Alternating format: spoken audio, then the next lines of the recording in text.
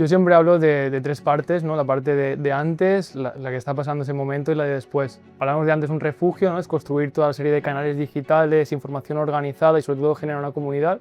Después, durante la Dana, pues buscar un poco esa linterna, ¿no? De qué forma podemos llegar. Ahí hablamos de omnicanalidad, ya puede ser tus canales digitales si funcionan y si no hablamos de cartelería o incluso hablar con la gente para que puedan ayudarte en ese momento de reconstrucción. Y esas 72 horas después son clave.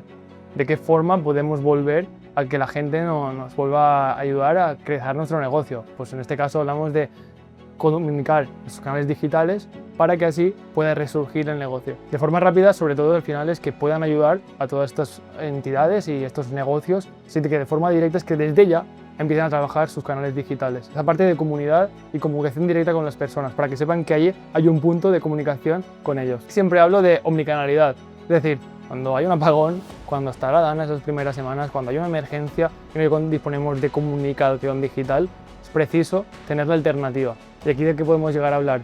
Pues de cartelería, de buzoneo o incluso muchas veces de ir caminando. Hablar del caso real de una administración de finca que durante la Dana iban los administradores. Era curioso porque en vez de ir con traje iban con su camisa deportiva, ¿no? Del Barça, de Madrid, con chándal, pero iban por la calle ayudando a sus usuarios, a sus clientes para poder solucionar su situación actual.